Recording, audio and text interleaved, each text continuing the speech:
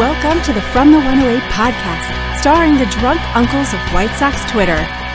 He's a Twitter-like whore, an Instagram thirst trap, and your grandma's guilty pleasure, Beef Loaf.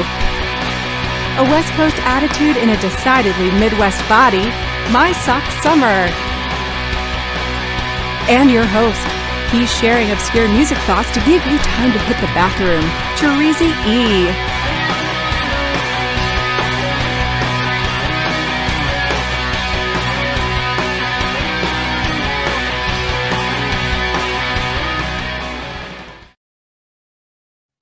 Thank you, Cornsey. Welcome to the From the 108 podcast.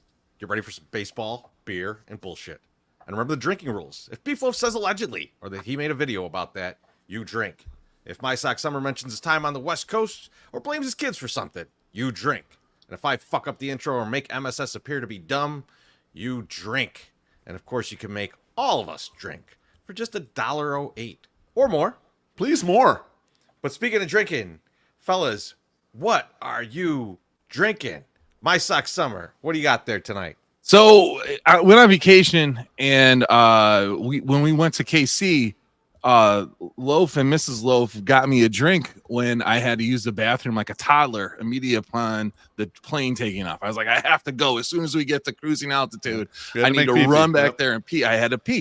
It was really bad. So they got me a drink, and they got me the Wild Turkey 101, and it was delicious. So I'm like, I need to get some of that. We went on vacation. I bought a bottle on vacation, and I drank all of this. Oh, so like, shit. I am going to try to finish this tonight. I got down there, Teresa. You see that shit?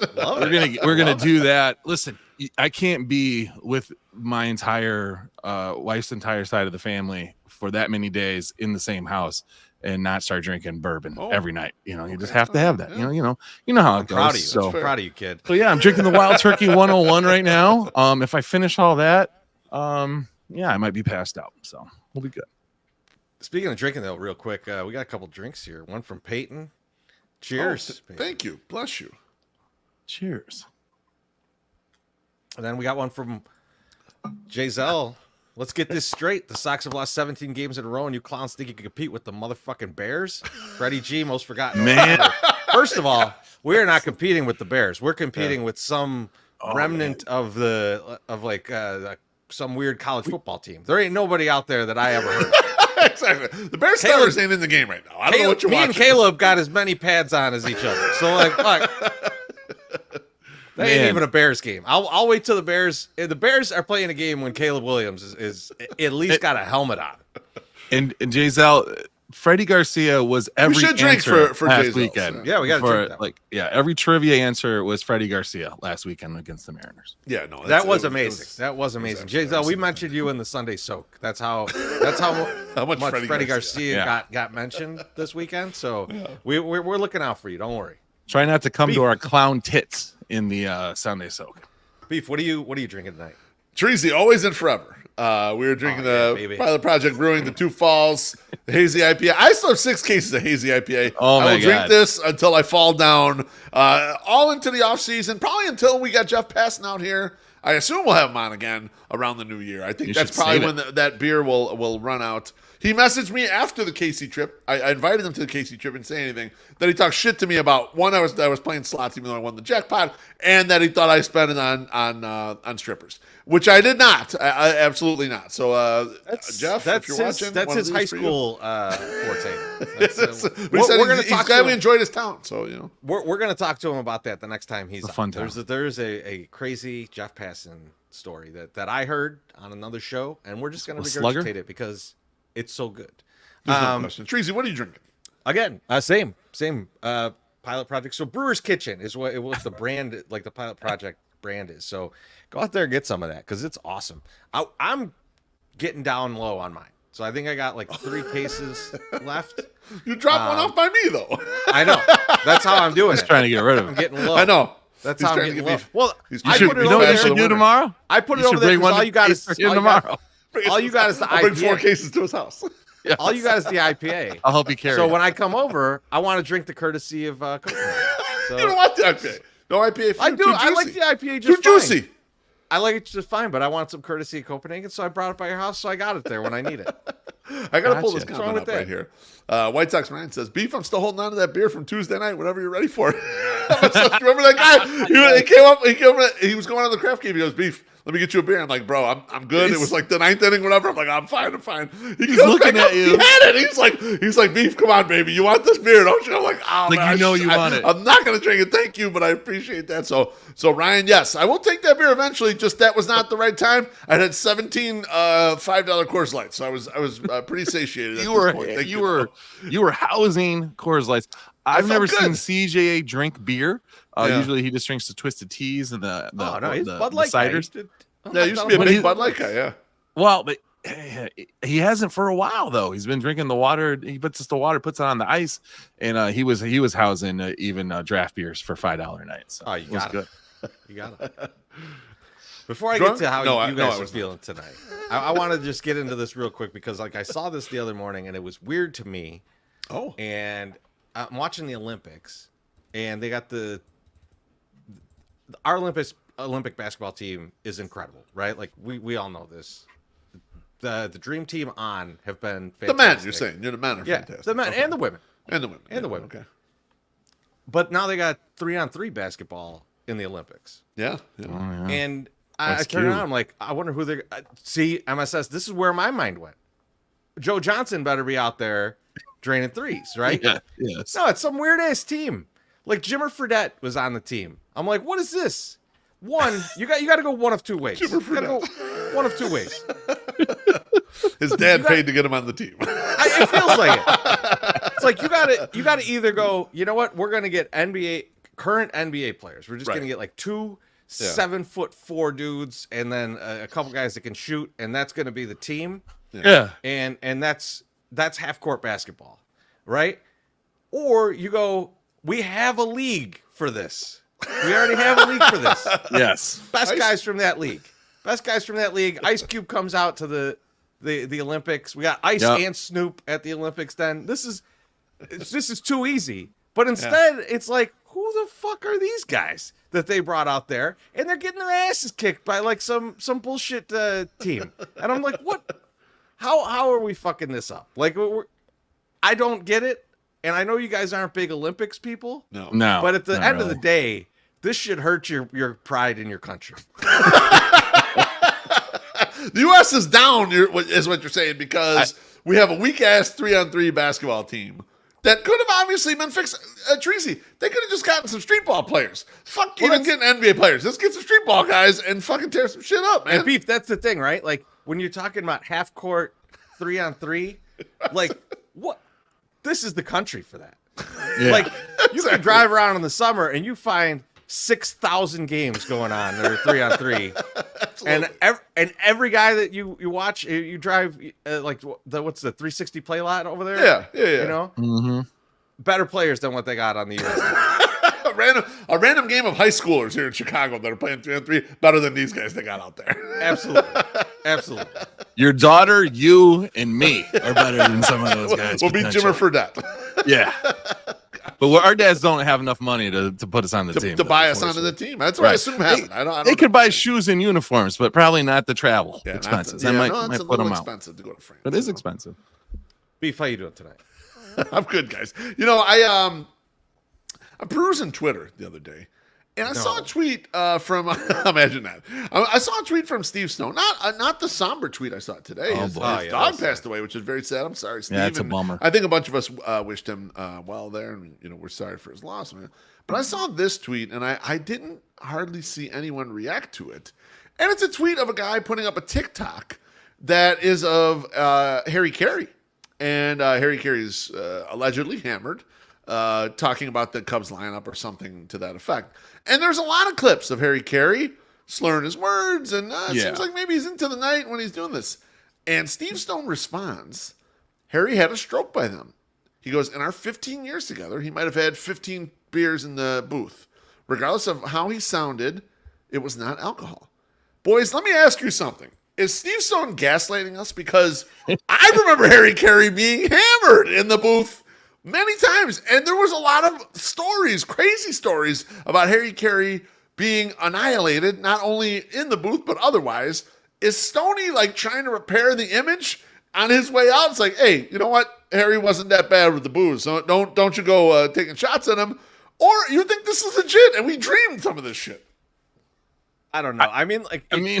It didn't help that he had all the commercials where he's like a Cubs fan and a Bud man. Bud man, yeah. You know, and I think that the stories, I don't think that they're false, right? Like the stories of like, if you went to dinner with Harry, you had to have a couple martinis before you even got to order those. They had to have 2 drinks before they even ordered. Yeah, that's correct. Yeah, that's right. Yeah. These things are probably existed, but you know, there's probably a level of like, there was like a persona of like, oh, he's this hard drinker and stuff, and he's just like you, and he's in the booth having a beer or two, and it's like, maybe once in a while he did it, right? It was more legend than actually he's doing this every game or something like that. Yeah, because I mean, like, that would put a fucking toll on a human being, man. Like I mean, I've had working for 3 hours straight doing that shit every day. I've had 2 sips of bourbon and already in there. Like Southside Mofo is already like, you sound hammered already. You know, like, I mean, I'm not. He's not wrong. He's not wrong. No, it's just me. Maybe I had a stroke too, and I don't know about it. I think Chris McGowan might be correct where he says he drank on the catwalk outside the booth. And Stoney never knew. He didn't look that way. He didn't look in that direction, so he's fine. Stoney's just saying, I'm not lying by saying he only drank. Well, that's what I'm saying. Is this like subterfuge where he's like angling around some shit here too? Like, oh, well, I mean, he's telling a non-lie. But come on now. Let me try and remember this though. Were there times when Stoney would leave and go do something else, or Harry would go and leave and do something else? I feel like there was like, yeah, I think that's right. I think there would. They'd go do radio or something for like 3 innings and then they come back, or right? whatever. I feel like that was a thing. Maybe that's what happened. Maybe like Stoney would leave for 3 innings and he'd come back and Harry was just like annihilated.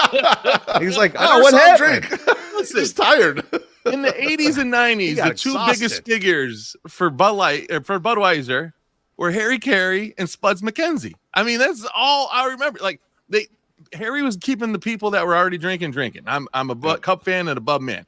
But then they had to get the dog to get all the young kids in so that they start drinking. I mean, that was the total move, you know, because I don't know. I think he was potentially he wasn't that hammered, but maybe he was just being goofy or maybe he was stroked. He's a stroke.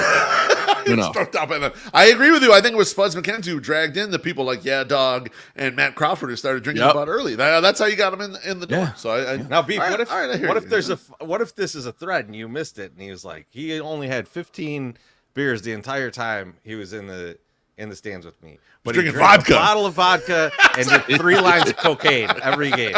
Well, that's what I was hoping you guys were going to say. Like, man, maybe it's just like that was a misdirection. He's like, well, he never drank beer, you know. It's like, well, but he was fucked up on vodka every time. I don't know. Yeah, I felt a little hurt. He just couldn't talk about it because I couldn't tell if Stoney's lying to us all or I just misremember my childhood and I made me upset about that. My good friend John Belushi gave me this recipe to make these speedballs. Second thing I got for you guys, the White Sox have lost 17 games in a row. I figured we should bring this up. It wasn't in the agenda. And Pedro Grifol getting a lot of heat out there, rightfully so. Obviously, he's been managing this train wreck. And I put a little tweet out there, and my tweet I pull up on for the YouTube viewers. I was number 1 on the Pedro Grifol hater list way back in November 2022, and that was when I wrote that blog about him when everyone was gushing over the guy. I'm like, I don't know about this guy. But I'm going to be honest. I feel a little bad for him right now. No manager should have to go through this. White Sox fans summarily shit over that sentiment. They were like, fuck him. He can kiss our ass. He can resign if he wants. He's getting paid to do this. Boys, what do you think? Do you feel at least a little bit bad about Pedro Grifol's plight right here? Or are you like, hey, he's part of this. He deserves this. He took this assignment. Treasy, what do you think? I think he deserves it. Look. Sure, I assume he's a good person, right? But Anthony, we found that he can't do the important things that a coach does, which is anything tactical, or inspire hope in the media, or inspire hope in the players. He seems to fail at all 3 of those things. So I think the only reason I feel bad for him is that he hasn't been fired yet, so that he is being forced to endure this. Like, imagine like if you were really bad at your job and they're like, you can't leave. You're never going. You're locked in here. I'm sorry. Dude, now, And like if he resigns, he just gives up a bunch of money, which no one's That's gonna right. do. Yeah, that might be what they're trying to make him do. This is would very be possibly, very very strict, possibly his last job. So Yeah. like this is retirement money at this point. You got to ride this out. Yeah. You got to ride this out. Also, the only thing for me that I have even a little bit of a reservation on this is there's no way in hell he was like, you know what? This is probably the best team we could possibly field to go out there and play baseball. So like he knew that, but he also knew I'm not going to get another job anywhere else. This is the job I need to take, and it's kind of set up. So like I don't feel bad, but I'm also like I don't think you're not asking if it's all his fault. But I'm going to say like it's not, like he shouldn't receive much like all of the blame here. Like it's not all him and his bad managing that makes this team suck. It is. There's a lot of different layers to this, but they should all receive blame. Yes, he's not exempt from it. No, he is not exempt. No, he's not. But you're very clear. One thing I'm noticing though from the reaction here is how much the average Twitter user or someone that I interact with throws the blame at the manager, or like believes in like the manager is the blame catcher in some way, shape, or form. Maybe they don't believe in it, but that's just where they throw it. That's where they're like, fuck this guy, like. I don't think it's just that, Beef, because like it's not like people were like Maldonado is just being mismanaged, right? Like like when the players stink, they recognize it. Of course, they're throwing it at them. Like so, everybody's getting some of this. Everyone's getting some. Doesn't get enough, I agree. But yeah, Rick Hahn should get a lot more. But Rick Hahn should get a bunch. I think, get a bunch. He gets none right now. Well, I think we're just like and this he's is out of consciousness. I'm actually going to write a blog about. I'm going to write a blog about him. I'm going to bring Rick Hahn back in here and just remind you guys. This is why we're here. Once Pedro's fired, I'm going to guess you're not going to hear about him anymore. Like you'll hear occasionally like, oh man, remember Pedro Grifol? Like he's one of the worst managers we've ever had. Like that's what you're going to hear. But it's not going to be like it's like at the end of at the beginning of next season, when they come out and stink. No one's going to be like, this is the mess that Pedro Grifol left us with, right? No. Like he's going to get blamed till he's gone. I think that there's other guys that will get blamed for years and years for being like failed prospects. So I think he'll get off easier than a Michael Kopech or an Eloy Jimenez. So he's getting a lot of it now, but you think that stops once he goes away. Yeah, and I think you're right. I think you're right though too, because it's like the manager is the figurehead right now, and so throw all of it at him whenever there's not an immediate person to blame.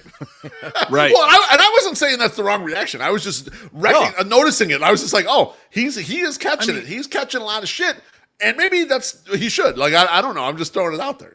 I mean, he's getting shit on Twitter, when Twitter sucks, right? I don't go like fuck Billy the developer. I go, Elon, what the fuck's wrong with you? That's true. That is pretty funny. Maybe I will next time. Good. Twitter stuff. Billy the developer, fuck you, son of a bitch. But somehow I feel like Elon has more control over Billy the developer than Pedro has over anybody on that. Well, then maybe you should get that much shit. Maybe you're right. It's kind of there's a little bit of a problem there. So. I'm doing good tonight. Yeah, I want to make sure that Beef is out of questions. I thought I had two, and that was two, I think. Okay. I never know. You know what I need to do? I before the show, I always tell Terezi how many times I'm going to go. And when I'm doing a segment, I will say, this is my last question, but Terezi never pays attention. I should do like a little, I do a little signal like this, like that I'm done. Like maybe it's my safe side, right? Remember I told you about OTP me. Not shooting up anyway. Let's not do that. Remember I told you about that band that like they did the devil horns at the end of every song? I need that. Just do that. Okay. Throw that out there. I need that. We're all good. MSS, how you doing? I'm doing great. And if you notice at the beginning of the show, we put this graphic up. And what this graphic is if you buy something from our merch shop during the show, right now at FromThe108.BigCartel.com, use the code LiveBuy, you will save $5. It's live by $5. Live by $5. So LIVE BUY The number 5. 5, yes. Now, listen, if you're listening to this during the recorded podcast tomorrow on your iPod or whatever the fuck, it's not going to work. It only works when we're live on YouTube. Yes. That's when all the time it works. So if you're not tuning in live, if you're watching the 7th string Bears out there playing right now, you will not get $5 off. So again, it is live, BUI, LIVE, BUI 5. All right, go over there and check it out. Now, listen. I got a bunch of shit. I'm going to show you everything we just put on the goddamn thing today, okay? We brought back the original Southside t-shirt in soft cotton, not the heavy cotton that we had, the original. Ooh. This is really nice, and it's in the yellow, okay? I got the dark side version of the Southside in the red. This is also on very nice cotton. American Apparel cotton. Those are really nice shirts. Now, if you're like me and you like the dry fit and you like the Stormtroopers, I got the white Stormtrooper shirt with the black Southside on it. These fit better than any dry fit that we have gotten before. These were true to size. They feel like a real shirt. They're longer. Don't worry about your belly popping out. You're going to be fine. Unless you're Gene Kelly, it will still pop out. Also, we have another dry fit with the yellow on there with the Southside. So that is 4 Southside shirts. So if you are a Star Wars person, you get your ass over there and buy it now. You save $5 on each single one of those. Now, we also re-upped on the baseball, beer, and bullshit shirts. This is on the premium cotton too. So we have one of those in that. Then we got crazy. We did one on white. We got black on white with the dry fit, and we got black with the white print dry fit. So get your ass over there. We have sizes all the way from small and insanely amount of mediums, and also a bunch of 5XLs. So please go over there, buy them, get your $5 off. Again, live by 5, LIVE, BUI 5, over at our website from the 108. What was that? From the 108.bigcartel.com. Get your ass over there. And yeah, that's how I'm doing tonight. Just ruin my weekend. Make me pack all these shirts. We will be ready to go. And you guys, come check it out. All right. All right. Is that all you got tonight? That's all I got. But then I got this too. Do you know what else I got? You know what else I got? What do you got? I got that. Change is good, and at Lawrence's Fish and Shrimp, change is happening this month. First up, all 4 locations will be getting sandwiches on the menu. Choose between hot honey chicken or a perch sandwich. They've upgraded the bun and went from chicken strips to a patty. Make it a combo for only $5 more. And starting July 18th, plant-based shrimp is coming to Lawrence's. Created and produced in Chicago, Shockin' Shrimp is 100% plant-based, breaded shrimp that looks and tastes like the real thing. Shockin' Shrimp is made from the root vegetable konjac, a starchy tube-like plant rich in fiber. It contains no soy, no nuts, no dairy, and no GMO products. So stop by one of our 4 locations today or visit our website at chicagoshrimp.com to place an order for your pickup or delivery. Come see why Lawrence's Fish and Shrimp has been serving up the seafood you crave since 1950. Oh, yeah. I went and had some Lawrence's. I did not have the Shockin' Shrimp. No. I ate meat, so I just got my regular old shrimp. It was delicious. We got a couple drinks we got to get to real quick, guys. Let's do it. Sounds good. Southside Mofo says, starting the MSS Stroke Fund. Take that as you will. Hello. Sounds OnlyFans-ish. Thank you, Mofo. I appreciate that. The key MSS is going to be finding an OnlyFans model that only charges $1 a month, so you could get a whole 10 months out of that. Yeah, that's true. And then Jay Zell says, live by 5. Thank you, Jay Zell. Thank you, Jay-Zell. Thank Appreciate you. So, seriously though, man, you get $5 if you buy it while we're live. That's some good shit. First 5 people. Yep. A lot of 5s. Five. So I think No sales yet, from what I can tell. Why? You Get in there early. Hurry up. There's a lot of limited sizes, just so you know. So. I think you guys know what time it is. It's time for some White Sox talk. Yeah. Damn. And we got a lot of trade talk tonight. And Okay. I was talking to Beef before. Beef wants to run this segment. I'm going to hand it off to Beef. Let's go. Baby, let's jump over. The White Sox had one big trade ticket. That was Eric Fetty, this deadline. And when the trade came in, it was almost 24 hours exactly before the trade deadline ended. This was on July 29th. the White Sox announced it was a three-way deal. The White Sox traded Eric Fetty and Tommy Pham to the Cardinals. They also sent Michael Kopech to the Dodgers. In return, they got Miguel Vargas, who was a former top 100 prospect. He has now been in the majors. He's graduated from prospect status. They got Alexander Albertus and Joel Perez. Teresi, the conveying opinion on Twitter.com was that the trade wasn't enough for Eric Fetty, Michael Kopech, and Tommy Pham. Were you also underwhelmed by this trade? I was, and like I think around the league, people were probably underwhelmed by what they got back for pitchers. It wasn't the way that it was last year, and I think it hurts that there were some very aggressive sellers in the market. I did still feel like when you look at the comps that were out there for Fetty in this trade market, I think like Zach Eflin's along the lines of probably one that I would put close to him, where it's not like overwhelming stuff that he's been throwing as of late.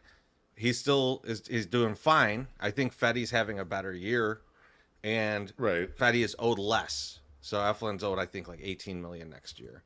But a similar amount of control, both in contract and in their pitching styles. Yeah. They're both valuable, both right-handed. See, like it's some of the comps go off a little bit when you go to a left-handed pitcher. Some teams desire that more. Right. And so if they're missing that, they really need that piece a little bit more. Yeah, like a Yusei Kikuchi going is like, you could look at what he went for and you're like, I think the Sox should have got more like that. It's like, yeah, but he's lefty. They're looking for a very specific need. And at the end of the day, that Eflin trade looks similar to what the Sox got in prospect capital. But you also sent over Kopech and Pham. Not that either one of them would set the world on fire in terms of a single trade, right? But like you would think that there would be like an extra lottery ticket from the Cardinals, right? I know there's the player to be named later or cash considerations. Shout out to Wally. But like you would think that like you would have like for all three guys, you would have either got more volume, or you would have got kind of a more profound prospect, right? Like I think you end up with someone who is kind of a situation where the Dodgers weren't going to give him playing time, so he was kind of in a weird spot, and it benefited the Dodgers to get rid of him in some respects, for sure, especially if they could get something. I'm still confused by why the Dodgers wanted Tommy Edman so bad. That was odd. I think everybody's been like, "Oh man, Tommy Edman's great," and it's like, yeah, well, he's not healthy. So like, what are you actually trading for? But I'll tell you though, Beef, why the one thing that I like about this trade, and it's something that like you don't often get when you're making a trade, and this is from a fan standpoint. This is not from me like valuing someone in the trade, but those three players leave. Miguel Vargas comes back. He's immediately in the majors. So like we're gonna look right away. There's not going to be a long time where we're like, I wonder how this trade's going to turn out. Right. Like in September, we're going to be like, this is how the trade turned out. So here's how it's going. Because the other two guys are very young. One's injured, right? Like they're prospect capital. They're down in the minors. That's separate. Vargas is the piece. That's what they traded for. That's the main piece. That's right. And so, and like, if one of those guys down there becomes Fernando Tatis Jr., good on Chris Getz. But like, I'm not counting on that. I'm looking at Miguel Vargas and going, how did this trade go? And if he can hit like advertised, great. And I think you can look at it and go like, all right, I don't hate this. But if he can't hit right-handed pitching, like you just got like other Eloy, like so like yeah, I'm not sure what's gonna happen with this trade, but I do like that it's gonna be immediate. It's like drafting someone in the NFL. Like we're finding out right away. Like this is happening. What do you look like? All right, we have an opinion now on this trade, and the season just ended. 2 months afterwards. Now, I was surprising. I saw a lot of people bag on the trade, different media outlets.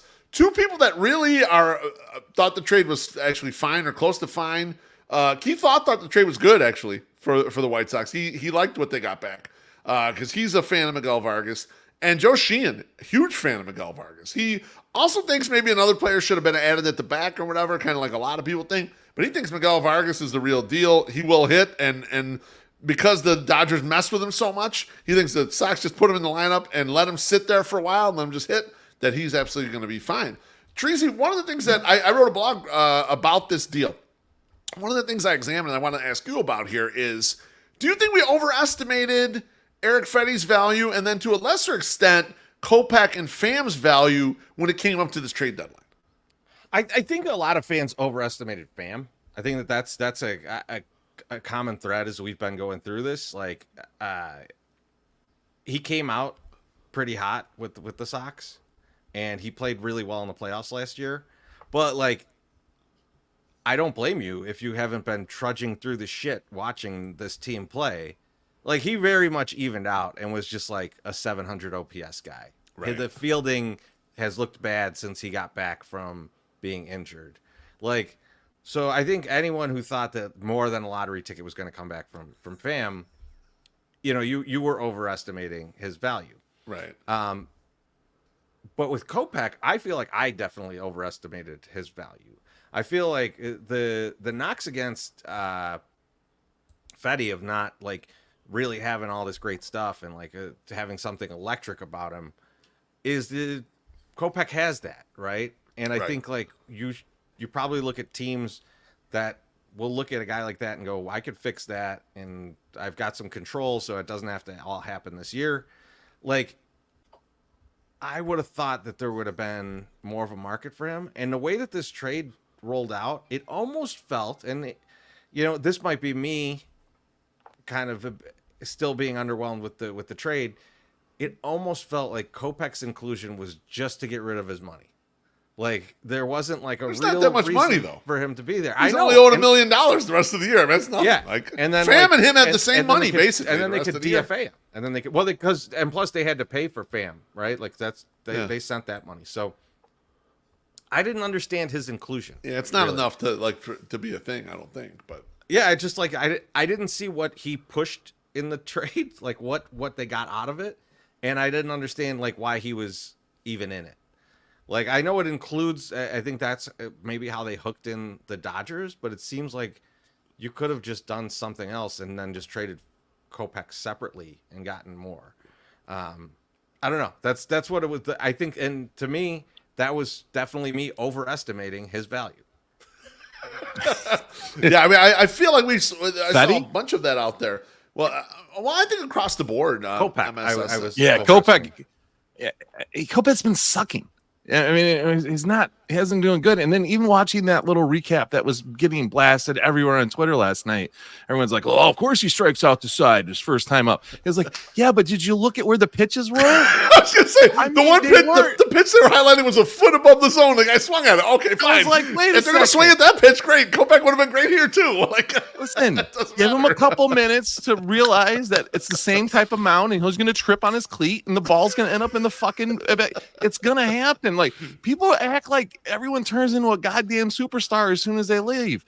Tim Anderson got DFA'd, motherfuckers. Okay, Right. Take it easy. Yeah, Jake Berger, not hitting the cover off the ball right now. Okay, Yeah. It's it is what it is. Tommy Pham hit a grand slam his first at bat. Is he going to do that again? Probably not. No, it's not going to happen. So I don't know. Good, I think Fetty. I think what Treasy said is correct. You got a lottery ticket and you scratched it off, and it was some good money, right? And you had some good deal to it and whatever, but it wasn't enough to be like, I'm going to live on this for the rest of my life. I'm packing it up and I'm done. You're like, I need to buy some more lottery tickets. So I'm taking this lottery ticket and I'm going to trade it in for more, and we're going to see what happens. Now, was it goofy looking all across the board? Yes. But like those other two guys, I mean, fuck. I mean, I just don't. Pham wasn't going to be here next year. And Kopech is like, yeah, they're not. He just hasn't performed to be like, let's retain this guy. We need to retain him. And everyone else can see it too. Apparently, we're the dumbest people that trade. So, I mean, if we think are getting stuck by this, they know what we have. They know our cards. So, fuck it. I'm not worried about it. Treasy, one last thought on this trade. The underwhelmingness kind of like pervade everywhere. Do you think that's just what happens when you're the White Sox? You painted yourself in a corner and you have to get bats. You absolutely are saying we're going to get bats in this trade back, and that's the only thing we'll take back. Do you think that probably a little bit at least hurts the trade value? And even though you got what you wanted, maybe not as big a value you could have gotten. Well, I think it also hurts that there's reports out that they didn't really want to trade within a division, right? So now you have allegedly. I mean, like we can only believe what we hear, hear, right? Like, so there's a level of like, did they not want to trade in the division? Were they totally refusing to take pitchers? Like, if any of that's true, that's terrible on the front office, because when you're looking at this, like, part of this is not just like we need these players to pop and be our prospects that are going to be up and become big leaguers, right? Some of it is you're building prospect capital, so when you're good, you have things to trade, right? Like, so if some team was like, hey, we're going to make this guy the headliner, and then the other guys we're going to give you are like these 17, 18, 19-year-old pitchers, and here's the volume that we're going to give you. I think as long as the position player, which is what they're saying their biggest need is a headliner, and that guy's going to be there soon. Like, who cares what the other guys are? Like, they're not necessarily there just to be future players on your team. They're prospect capital for you to use however you see fit. Not to mention, has any team ever gone like, oh my God, we've got too many great starting pitchers. What are we going to do with all these starting pitchers? That's never a problem. All right. So, like, I think that is it a problem though when you look at your lineup and you say we have no good starting hitters? Is that might that be a problem? Could that be a problem for you? It is, but I think really that's kind of what they're looking at right now. What are the two? Who hits here? We got Luis, and that's it. What are the two 19-year-olds that they got in that trade going to do to correct that? I mean, hopefully eventually in 4 years they're gonna be there. Yeah, eventually. Well, what I'm saying is, will hit. That's the idea. I don't know what's so shocking to you. Like, what I'm saying is, if you could get better prospects than that, but they're pitching prospects, you trade those prospects for the guy that could hit later. Like, there's still it's the same problem. Circular reference. It's a circular reference. No, you gotta get hitters eventually, right? It's different. It's a different circular reference. It's not. You're not listening, because I'm not saying trade for more minor leaguers. Trade a guy who hits. I'm saying trade the pitchers for hitters, like every other fucking team. That's what they were just doing. They were trading Aaron Fetty for hitters. Pitcher for hitters. Beef, you are just not. You're being obtuse on purpose now. I'm saying I'm not understanding why you're saying trade for a pitcher now and then trade that pitcher later for a hitter. I'm not saying that. I'm saying trade for the best guys. Okay. Trade for the best prospect capital you could get. And if you are competitive later and hitter is what you need, then you would have better prospect capital to use to get that hitter if you're not going to spend any money, which is what we're going to all assume. But if you get lesser prospects, I don't know what the purpose of that is. Like, why wouldn't you get better prospects than worse prospects? Because these guys are years from being in the big leagues. You don't know what you're going to have at that point. Yeah. And what your need's going to be. So why are you trading for something that you don't know you're going to need in that point? It seems like almost an overcorrection.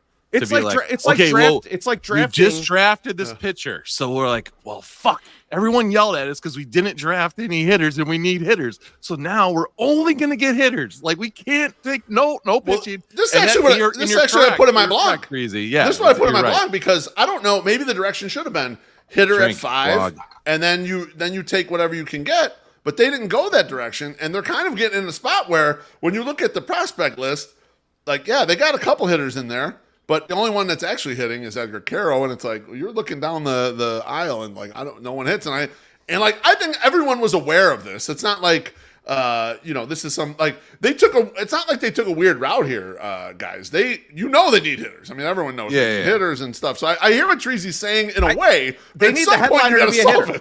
They need the headliner to be a hitter. I didn't dispute that. But I think when you go to the lower levels, like you get the best shit you can get. Like, why wouldn't you get the best shit you get? What, like, if they drafted in the second round and they're like, well, we got an opening at second base and we have to draft for second base, you'd be like, what the fuck are you doing? Yeah, not exactly the same thing, but I hear you. I mean, it is. It's similar. Going, no, it's not. No, it's not. Going. No. I'm getting guys 4 years from the major leagues to fill this spot that I have right now. Second base is one of whatever. I mean, you count starting pitchers, relievers, or it's one of 20-something spots. Hitter is half. Hitter's half the group. Hitter's half the group. I'm making the same point. 50, it's a 50-50 versus like one saying you got to go that one hole. Like that, you got to go for specific need over best player, which I don't know who drafts like that. I don't know why you're trading like that for lower level guys. Fair enough. I don't agree. I agree, but I don't agree because you do have to eventually get some hitters. Don't be up. Yeah, you could also pay for those too. I don't know if you could pay for them. Yeah. They tried Andrew Benintendi. They paid for him in left field. Looking pretty good right now. Let's get to some drinks because we got a bunch of them. Killed it with the Andrew Benintendi signing. Let's hit. Jackie Treon says US 3-on-3. Canyon Barry is Rick Barry's son. I mean, he's not getting it done though. Oh my god! Maybe we get the old man out there. Fucking get Rick Barry out there. Rick Barry kind of sucked too, though. Whoa! No, Rick Barry was very good. Yeah, very good. You're thinking of Brent Barry and those. You know who I was guys. thinking? I was thinking Danny Ferry. You got Danny Ferry and Rick Barry confused. It really fucked me up. Very similar players. I'm pretty happy about that, actually. My bad. Duke guy. Next up is Schles Pappy. He says, Happy Thursday, fellas. I don't make it to enough live streams, but I read and listened to all your content. Very grateful. Keep up the amazing work. He does, actually. Thank you for your comment, Schles Pappy. Appreciate you. Yeah, cheers to Schles Pappy. But also, dude, you know you're getting a big box from MSS, right? Because you just went and bought half our merch store today, which we appreciate. And so, because the people that bought early and didn't get the $5 off, I got a whole prize box over there. You guys are getting some prizes. Junk that was in my basement will now be in yours. So get ready. Wow, what a treat. Gene Kelly, he gives us a drink. Fingers too fat. Couldn't type anything in. Thank you, Gene. Appreciate you. I love you, Gene. You know that. How dare you? He's going to get so mad. Jay Zell says, this team blows soup. I like that. I kind of like that, blow soup. How can the MLB allow this product to stand? The reason people aren't more pissed is because they have embarrassed fans, not many left. Bruce Brother Kid, for example. I don't know what you're talking about there, but I agree with you. How does any league allow teams get this bad? Like 0-16 Lions? They need relegation. Yeah, exactly. It's brutal. They should be playing. I appreciate you. Brutal out Our here. seats should be in the stands at Armor Park next year. Watching the kid. All right, let's get to Peyton again. Thank you. Thanks, Peyton. Appreciate you. Cheers. Jay Zell is back and says Blues Brother Kid quit just like Tim Anderson. I don't know who the Blues Brother Kid is. Tim Anderson didn't quit. I mean, he's just not good enough to be in the MLB anymore. But thank you. Appreciate it. The drinks are coming in terrifically. Southside Mo they're flowing. Thank you, my friend. It's flowing nice. Woo! Another one. All right, let's do this. And then Senior Socks, the last one for now, says happy birthday to my homie Billy Wires. Oh shit! Blessed Happy boy. birthday, Billy Wires. Yeah, it's his birthday today. 47. Happy birthday, man. Old balls. Just the ball. When you're 47, and MSS can vouch for this. The balls hang down into the toilet water, so you got to be careful. They're pretty big. You know, Old long ball Billy. Old long ball Bill. Absolutely right. All right. So next up on the trades, I'm upset to say this. I'm upset to put the graphic up here. Yeah. But Paul DeYoung has been traded. Yep. MSS, the floor is yours. Okay. Just one more time, buddy.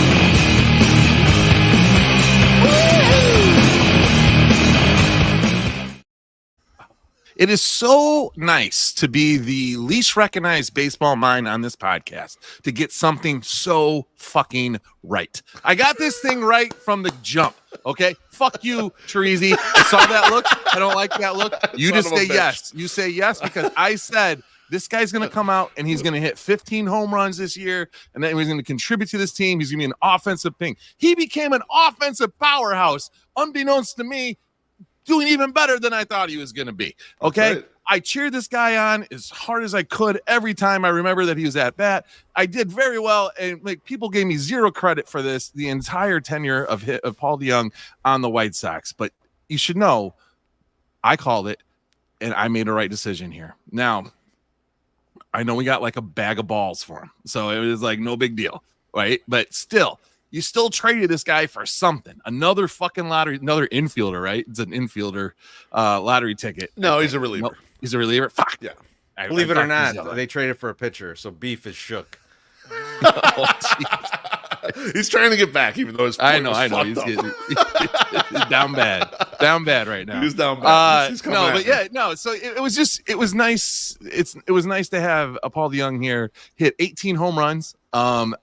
We were joking, and you saw Andrew Vaughn starting to come alive and start hitting home runs again because he's like, fuck. The guy that can't lead the team in home runs and not be on the team anymore. We've had that happen before, and hopefully that doesn't happen again. So maybe Robert or Vaughn can come around and start hitting some more home runs. But yeah, no, the guy. I mean, you can't ask for much better than that. Guy played out of what acceptable defense. Acceptable defense. But 18 home runs. He's leading your team in home runs. I mean, that was just I don't know. It was nice to be right. It was nice to actually have something that I thought was going to work out. Yeah, so you'll be hearing this for the next 10 years during the next rebuild. How right I was about Paul DeJong. So you should never doubt me again, especially when it comes to second base power. So we're good to go. Shortstop. I knew as soon as I said it, I was like, "Fuck, it's not the right position." Well, Treasy, let's quickly. The return here is Gerald Rosado, reliever who's an A-ball for Kansas City. That I think 22 in A-ball, but he just turned 22. And I think though he requires 40-man protection as soon as December. I'm pretty sure that's the case. Pretty quick, you're gonna have to make a decision. Like, do you want to keep this guy? But you got a couple months to evaluate. What do you think about the return here? But I think this is kind of what you do, right? Like this is, I wish they would have done a little more of this at the deadline, which is like just turn over the roster and get what you can get for some of these guys, right? Like, because you only have a little while to figure out who he is, but he's been good the first half of the year. It wouldn't be crazy to me if they gave him a quick promotion to see like, what is this? He's 22 now. What does this guy do at Double-A, and just see like how it looks against some real hitters and make that decision. Like, I wouldn't hate if they did something like that. They might just keep him at A and see how they feel about him. But yeah, this is the kind of thing that I'm looking for in this deadline was, you have a bunch of expiring contracts. You have guys that, aren't going to contribute anywhere else. Just see what you get. And like, they did that with DeJong. And I think to MSS's point, like, the homers were the key, right? Like his field, like even if he was a better fielder, like if what they kind of sold him as, which is like, this guy's going to come in, he's going to play great defense, and that's what he's here for. Which he didn't. No, he didn't. But if he had, and he didn't have any of the hit, you take it like easy. any of the power there, then you don't trade that. He'd still be here. Yeah, like no one would have taken him. Don't get anything. Right. Don't get anything for him. So yeah, I like this move. Like, I have no idea about this pitcher, and like, I don't think any of us do. No, but you take those pieces where you could get them, because like I said earlier, like, you're building as much prospect capital as possible, and we'll get to it later. I'm disappointed in how little other stuff they were able to move. Like, you would have thought that some of these guys could have just netted you, a Rosado, right? Like you would think that like there was a couple. Just give me a live arm, a young live arm that maybe we'll never use, but maybe pops up in the bullpen at some point. Yeah, but you can use this guy this year, right? Like, so just go ahead and use this guy. So I wish there would have been some more of that, but we were pretty limited on it, to be honest. All right, next up in the trading, and I was surprised personally when I saw this come across. I was like, "Holy shit! I can't believe they moved him." The White Sox traded Eloy Jimenez to the Orioles, and they got Trey McGough. McGough? I don't know. McGough? I don't know. I've not heard his name pronounced once. No idea. You Tracy- never will. Trey not gonna play He's here. actually, well, it's funny. He's a AAA reliever who's actually That's true. He's pretty old. good He's like numbers. 26 or So, something. Right? so it's like you might see him in like 2 weeks. Who knows? So he might be in Chicago because the bullpen's in real bad shape. Tracy, were you surprised Eli got traded? Absolutely. I mean, like, if you could look back at my Twitter timeline, I wasn't able to keep track of much that was going on Tuesday as at work, and I saw this come through, and it was from Passon, and I don't know if you guys did this. I checked the account. Yes. Like I was like, Yeah. how many F's in Jeff, right? Yep. And Even though you like, got the notifications on and it popped up as a notification, you're Yes. like, wait a minute, hang on. I I don't believe this. and that, well, because then Beef, what I thought was, okay, it's his account, but is he selling NFTs? Right. Like, and Yeah. and so I checked. Could be a And problem. no, it was be. legit. And Check like, out so this ape smoking a cigar.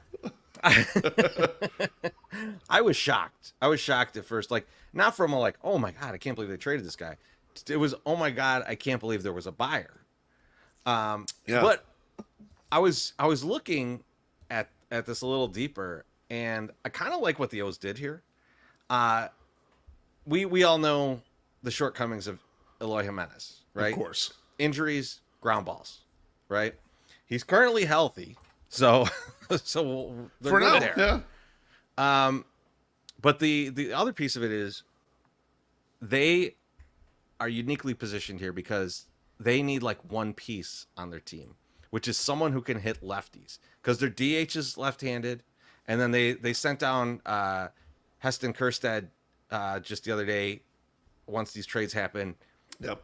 left-handed bat, good left-handed bat, outfielder like that. So like he's in the minors right now. They had the ability to put that guy in the minors. They've got now Eloy, and they also picked up Austin Slater.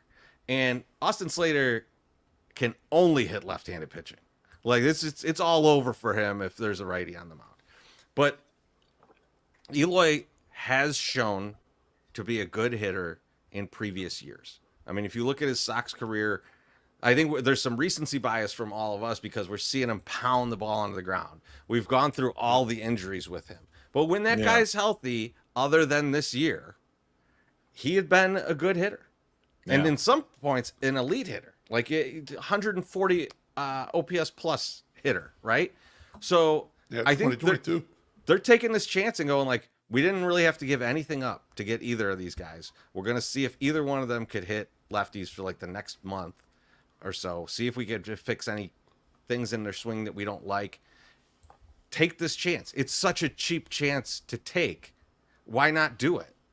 And just see if you can get a guy like that to get hot down the stretch, get hot in the playoffs. This is kind of, we talked about this last week, Beef, the Joe Sheehan thing of like, you're negative EV, but you're just trying to hit a hot streak. Play the variance. Yeah.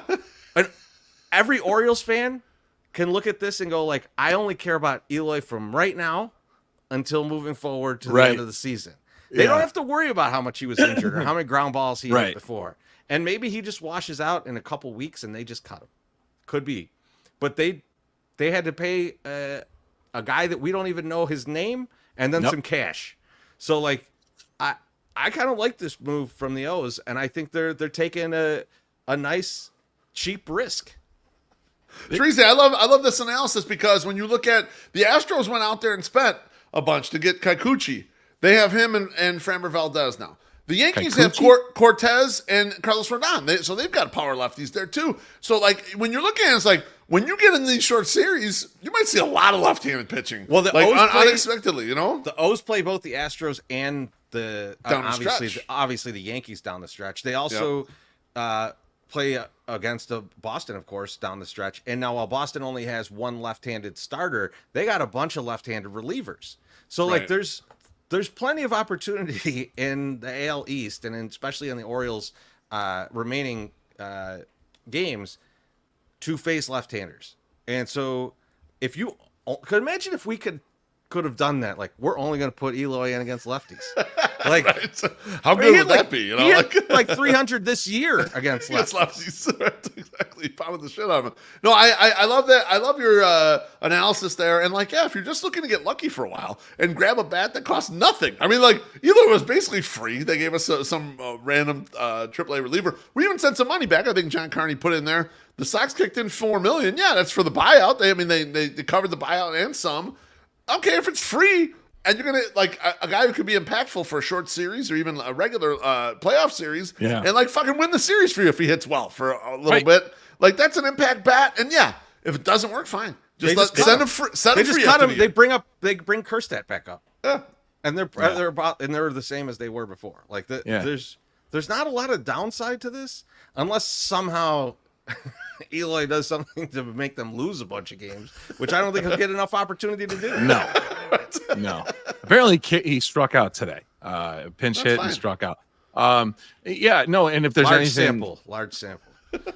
Eloy is very good at timely hitting. That's one thing we have definitely learned about Eloy, that he's really good in the clutch.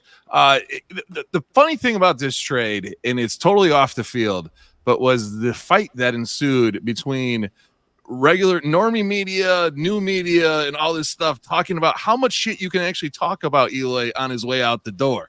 And it brought up something that I see, and I think everyone else sees it too, is that no one talks shit about these guys who are allegedly horrible people. Like Eloy was allegedly a horrible person now that he's not on the team anymore. But up until that happened, or he got traded, he was the high mom, nice guy. Everyone likes this guy.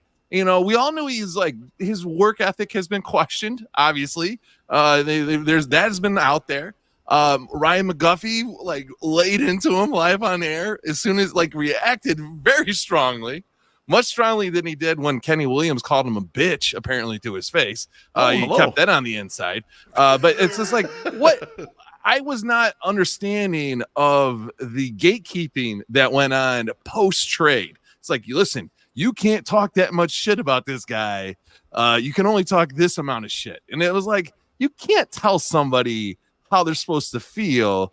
I mean, let them go out and make their bad decisions. Like Herb Lawrence was like, I don't know, this seems like really odd. He says, you're right to say this, but like it comes across kind of odd, Guff, that you're so angry at this guy who's been hurt his entire career here. What did you guys think? I kind of feel like there was two major sides to it that I saw, and I thought both were kind of stupid. I think there was the one side which was like McGuffey, which was like, hey, this is the biggest catastrophe of a prospect that we've ever had, which is wildly incorrect. And then the other side, which was like, you shouldn't talk about a guy like that. He's a human being. Yeah. And it's like, look, this is professional athletes, right? This is part of the job that people are going to talk. They're going to be criticized and criticized harshly. Like no one gets into this going like, you know what? I bet everybody's going to be very nice to me in the big city media.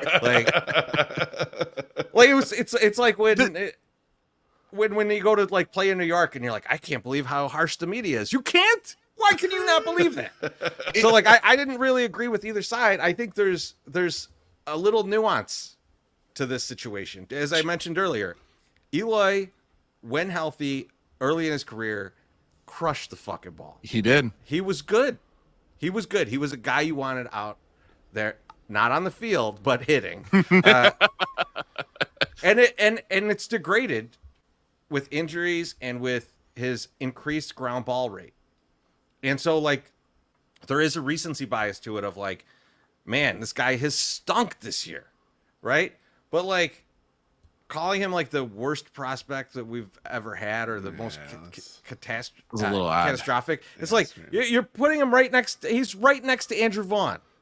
And, like, Andrew Vaughn has had a worse career. The minute Ryan McGuffey wants to talk shit about Andrew Vaughn and dig in on him, then I'll be right with him with the Eloy shit. But until then, I don't want to hear nothing. I don't want to hear a goddamn thing, all right? Loaf, we were talking about that at the park on Tuesday. You have to wait until Sharman, Andrew Vaughn is gone. Once he's gone, then they'll talk shit about him. I'll listen.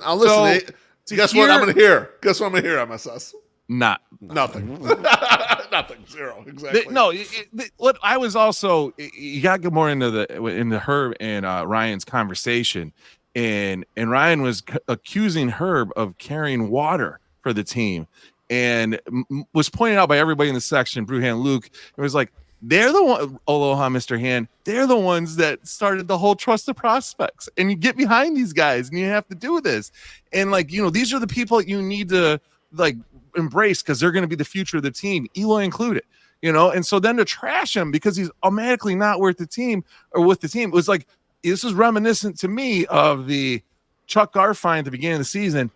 I was wrong. No one was going to save this clubhouse. This clubhouse was too far gone to be saved. It was so horrible. And now it's going to be better. No, it's not. It's not. It isn't. So it was really hard to take from that side of it where they're just like, oh, well, now we can talk shit on this guy and say that he's a horrible person, which was mind-blowing to me because we've never heard anything about this. The times I met him, he's been fine.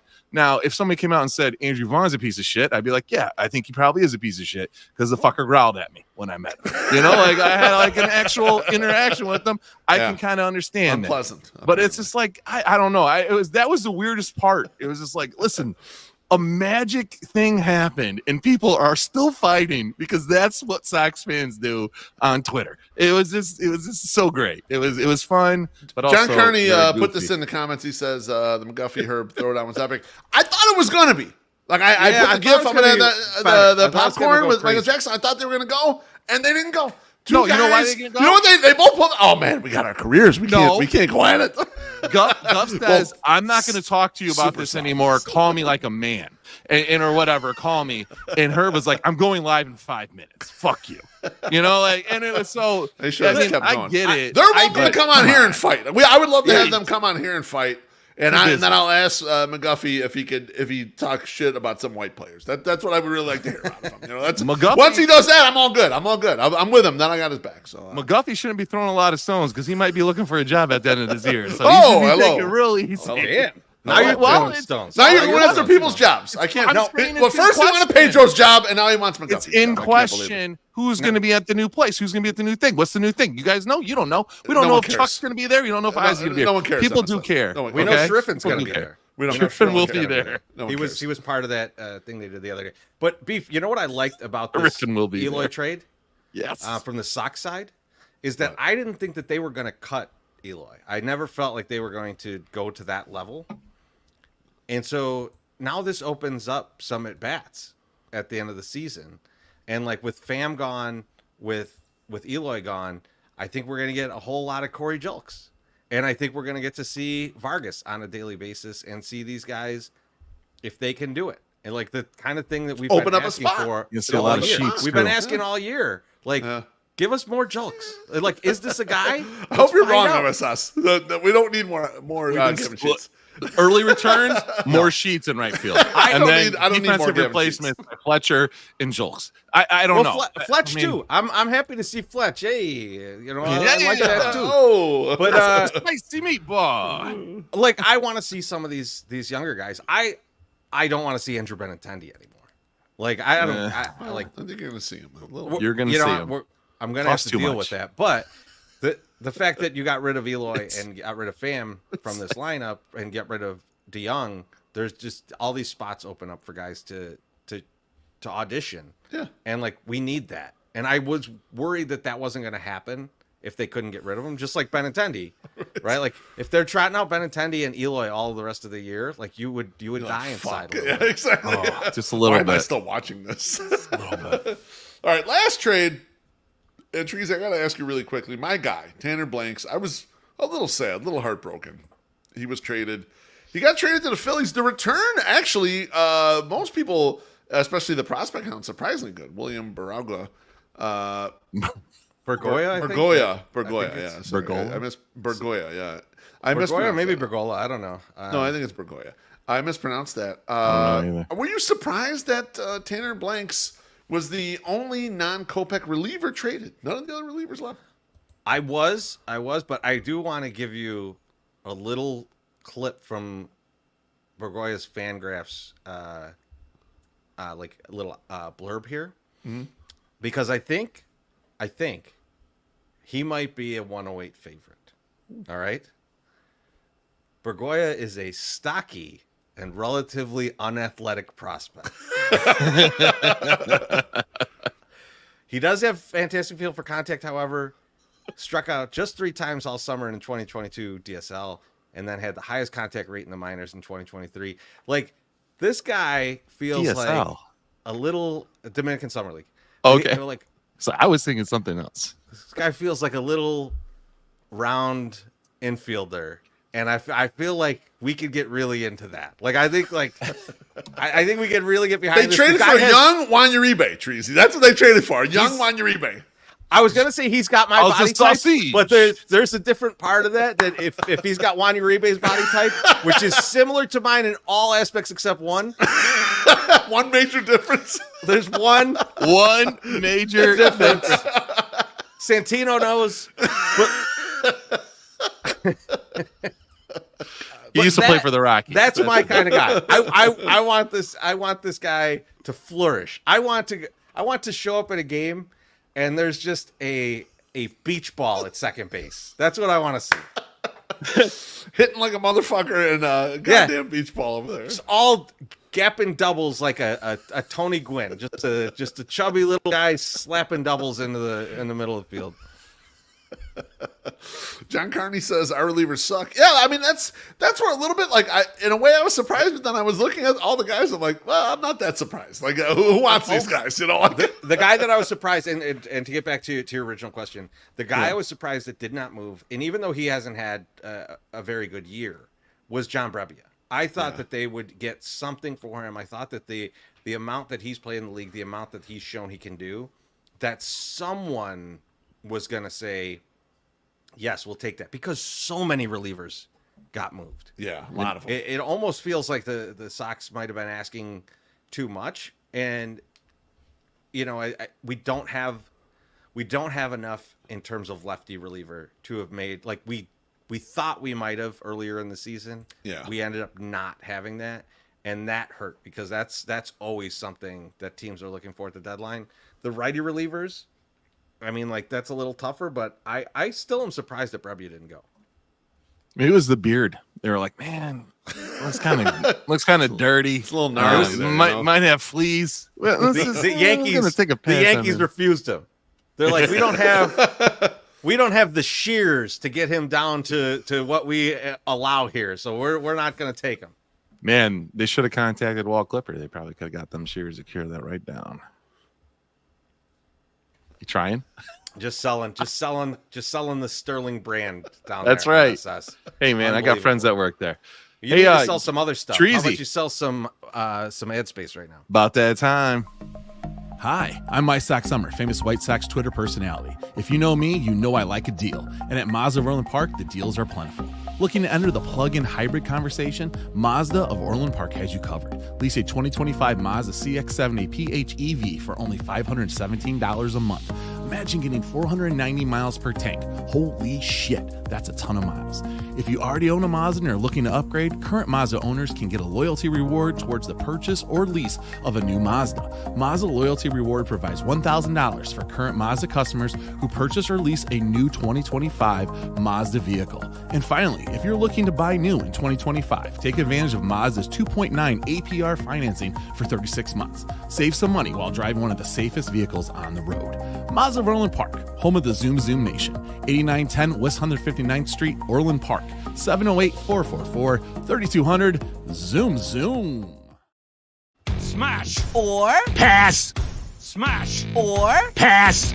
Smash or pass. Smash or pass. Smash or pass.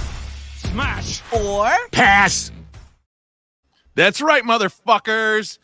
Smash or Pass is back. And tonight, I'm hosting Smash or Pass. Usually Loaf does it. Treasy's done it. I'm doing it tonight. And I don't know if you guys know, but we have a blog. And if you read the blog, I have a very popular blog that seems to get very, very popular at night. It's most obtainable 80s starlets. Now, I wrote the 80s starlets one, and then I was like, I got to kind of capitalize this, and I'm going to do the most obtainable 90s starlets. And that did not work as well. The 80s one was where it's at, and I thought tonight we would do Smash or Pass for the 80s starlets that I put into that blog. Now, but there's a little twist, okay? All right. We're going to go with how the 80s starlets because our guy Loaf is a known gilf guy. How the 80s starlets look allegedly today. Okay. Right. So we'll start with our first guy. Now, hold on. Before we get into this, I guess, before we really do this, if you go to our website, FromThe108.com, FromThe108.bigcartel.com, use the code LIVEBY5. Someone bought something, by the way. LIVEBUY5. Yeah, Gene Kelly bought something, purchase, actually. Yeah. So you're welcome, Gene. Yeah, you can save $5 while the podcast is running. The first 5 people to do that. There's 4 spots left, apparently. So please get out there and buy something.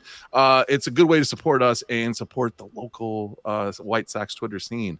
That is us. That's just us. We get all that money. Only us. All right. So first up, she's awesome. Courtney Thorne-Smith. Hello. All right. So Summer Courtney school. Thorne-Smith, she was in summer school. She was in Revenge of the Nerds 2, Nerds in Paradise. She was on a shitload of TV series, including Growing Pains, Day by Day, and LA Law. Now, that was Courtney Thorne-Smith in the 80s. This is what she looks like now, and I want to know. Wow. She's 58 years old. Chorizo, you smashing or passing Courtney Thorne-Smith? Now, was she on a show with Jim Belushi? Was she Jim Belushi's wife on a show? I think so. Ruined. Yes. Pass. The Belush. I think she was the mom. Yes. Low. Smashing or passing or 58-year-old Courtney Thorne-Smith. Man, let me just, I don't know, like, put the original picture back up just for 1 second. Right? Whoops. So Wrong one. There we go. So, I mean, that version of Courtney Thorne-Smith, Oh. just elite. Now, put the current version up there. Unbelievable. See, what happened is she went in the wrong direction, in my personal opinion, and got a little too wafy. She is There's a little too thin, a little too skinny there. Still very beautiful. Not gonna lie. I might pass. I'm gonna pass here. I'm gonna be honest. I don't. My animal magnetism is not going towards. I'm gonna pass. You know. Oh man, that's sad because she's 58, and you know the old people, they stop eating. They're like, we'll just get my folks. They're like, I don't know if that's true. We'll get one. We're not that far from 58. We haven't stopped eating yet. No, no, we're not going to stop eating. Please. Second up, we all know who this is. Oh man, that's hot ass Alyssa Milano. Alyssa Milano. Man, she was in. I mean, do we need to go through her stuff? She was in. Who's the Boss with Tony Danza? And Judith Light. She was in every Trapper Keeper that you had in your whole life. Yes. Now, 80s Alyssa Milano was good, but 90s Alyssa Milano was really good too because she was in that weird Embrace of the Vampire movie where she just broke out her titties for the entire movie. But yeah, that was the only thing. But now this is Alyssa in the 80s. Here's Alyssa now at 51. Beef Loaf. You smashing or passing Alyssa Milano? 51. Oh, baby. You know what? Alyssa Milano is out of her fucking mind generally. Anytime I hear her say anything, tweet anything, talk about anything. But just getting a little look at her, I am smashing the shit out of this. Look at the lips still on her, and she did not get wafy thin. She still got it, so I'm smashing the motherfucker right now. Sounds good. Chorizo.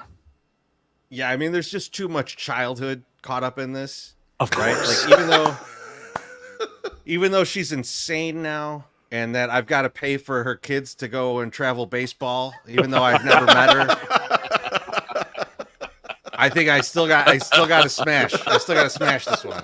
I'm so proud of you guys. Okay, because yes, Alyssa Milano, you do your high self. I talk about this every so often. You do your younger self a favor, and you get up in that because you could have, if you would have been able to do it back then, you would have. You're like, it don't matter now. You just do it. You just do it. So, yeah, the whole travel baseball thing was sort of weird too because. Like people are like, well, why doesn't the celebrity just act like a celebrity and just be like us, and just do normal things like us? And then they try to do it, and they're like, "Fuck you! You make a bunch of money. Don't take my money." This poor kid is like, I'm just trying to raise the funds here. Like, come on, do normal stuff like us, like eat Long John Silver's, not ask us for money. Nobody normal eats Long John Silver's. I have to say that. MSS, Singer of Socks is in the comments says, this is too easy. Hope it gets tough. Oh, it's coming. It's coming. You just wait. Actually, I was pleasantly surprised with the way some of these women have turned out. Timothy Maher says, I love that Beef is judging all these women like an old Slavic grandma. No, too thin. Your children will be sickly. Next up, Elizabeth Shue. Now, this is what I wrote about her in the blog.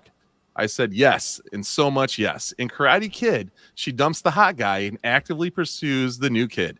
Hope for all the small-statured, hot-headed kids. She is also cool, likes sports, arcades, and guys with goofy older Asian men friends.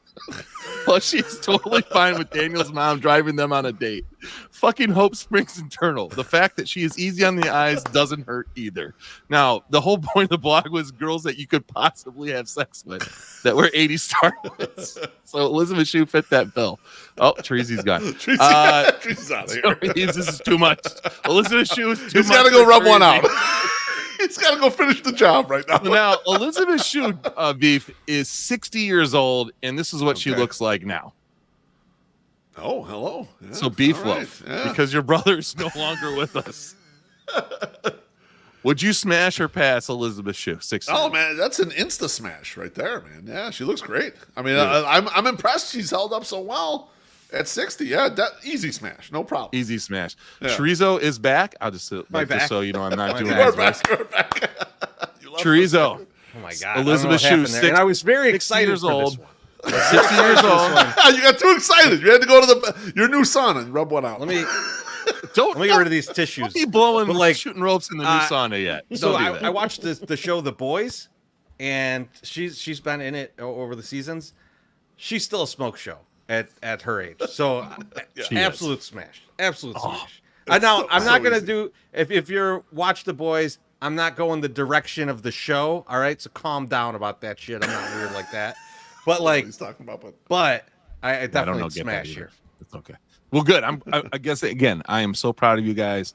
You guys are keeping it together, and I like it. Now, next up, Susan Ursetti.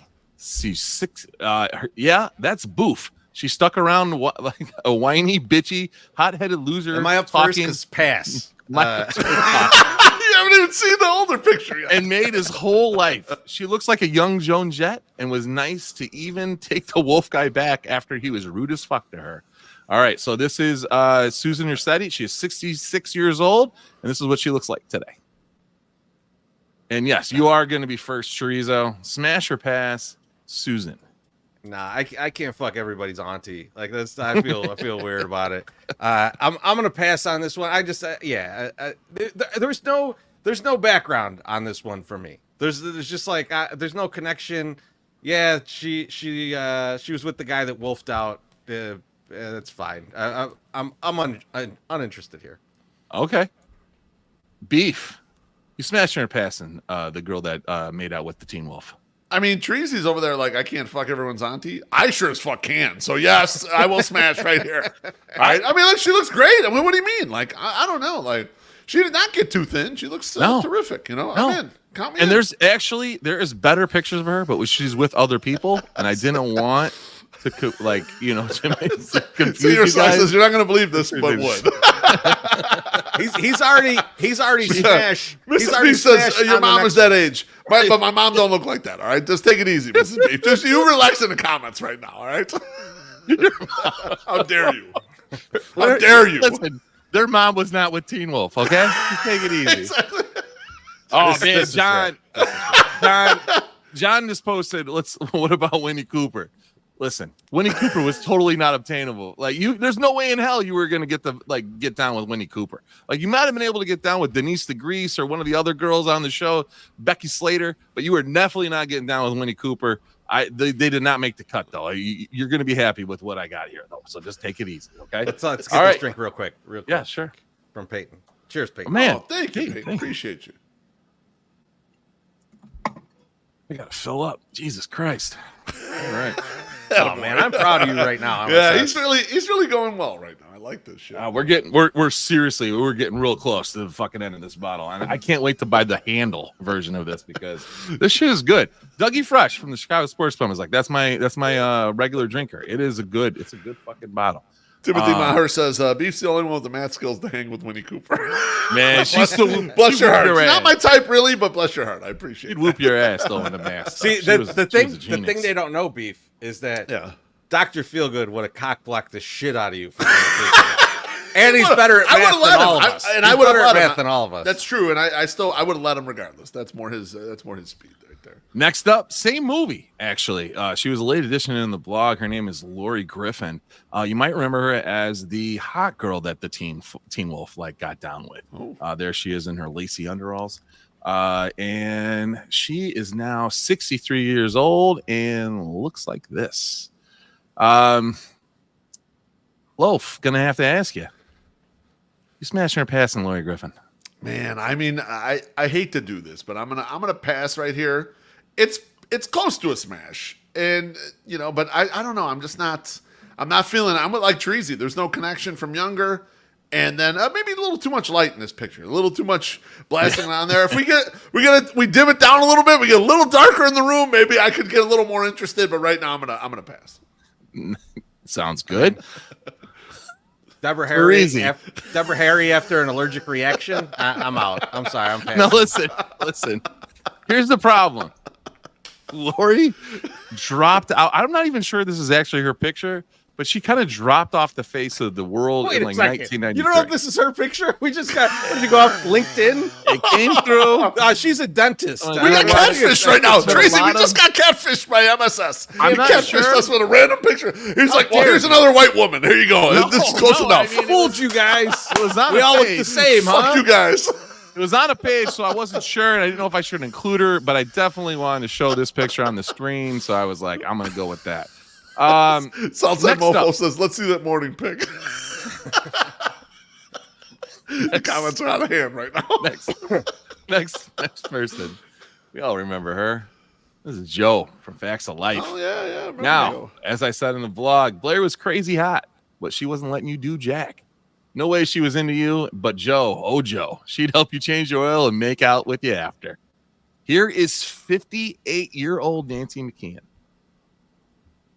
Oh, all right. Chorizo. Damn. Yeah, I mean, Smashing or passing, bro? Now, I'm just looking at her for a second. She looks crazy as fuck. So that helps. That improves the chances. It's not hurting. It's not hurting. I feel like there's I get to her place. There's some weird Wiccan shit going on, but I'm smashing. I'm smashing 100%. Oh yeah, Beef Loaf. I mean, I don't know why I'm even asking you this, but smash or pass?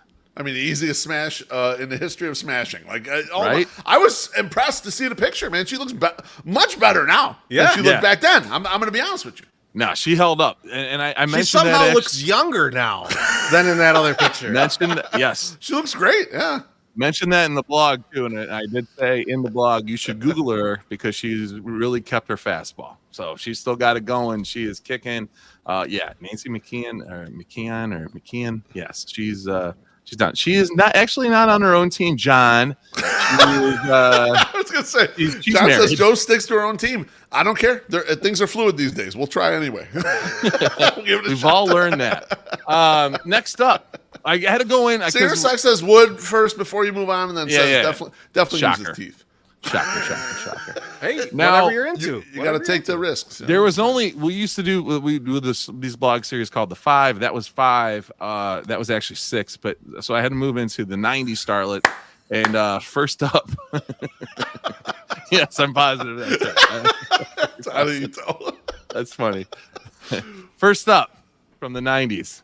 You all know this girl, Tara Reid. Tara Reid, yeah, American Pie's own. She's the one that held out with Kevin, and they got busy on prom night. She is 48 years old and looks like this. Chorizo, you smashing or passing 48-year-old Tara Reid? Well, I think most people know this about me at this point in the blog, but in case you're new to the blog or something, prior to my current career, I used to work road crew. And this is basically what you get when you work road crew. So I'm smashing. It's right down the fairway for the road crew. I think this is probably this is like top tier road crew girl for electronica. That's all. I don't know, because you can see the nose fading away from the cocaine. So there is potential for it to cave in. No, there's a lot of makeup here. There's think definitely some wear and tear here. Chorizo, I'm gonna have to say this is opening band lead singer girl groupie. That's what I'm thinking. Well, maybe I'm a better merch guy than you thought. Maybe you are. Hey, Loafer, you smashing or passing? 48-year-old Tara Reid. You know, my initial thought was that I was going to pass, but then I thought about it a little more, and I thought about, out of respect to Sharknado, I believe I need to smash here. I can't go past. I gotta smash just because of that great movie series. I gotta be in here, dude. So I went on and you're looking up pictures of her, right? You found the best picture of her currently, didn't you? Here's the deal. Mile, if you Google her real quickly, you're like, oh boy, I didn't, because there are a lot of bad pictures of her up, and I was like, I can't just pick a bad picture of her. I have to pick like one that I see more consistently. And I thought that was more consistent with like how she actually looked on a lot of her Instagram. I understand it's probably all like filters and all that shit, but like I was somewhat shocked, and I was like, she looks like a little rent Ivanka Trump. So it was good. I like the way she looks. Timothy Maher says smashing Ian Ziering before I smash her. Oh yeah, damn! He's just Ziering's out in the street fighting guys on little bikes, so you wouldn't even have a chance. I saw that. And Singer Sock says Riley Reid better, but still would. Yeah, right. I don't know how Riley's looking right now. I don't know how she's looking these days, but all right, number 8. This is our last one, and I have a nice little story about her, and I'll tell it when we put the picture up. And it's Jennifer Love Hewitt. Oh, now former LFO singer Rich Cronin. He was on the Howard Stern show, and he had dated Jennifer Love Hewitt. Now, if you don't remember, like LFO was the song is like, I like girls that wear Abercrombie and Fitch. It was a band that was put together, I think, by Lou Pearlman. Where there's a documentary on him on the new Netflix. It's actually very crazy. Yeah. I think he accused Lou Pearlman of like molestation. He committed suicide, or he died of drugs or something. I don't know.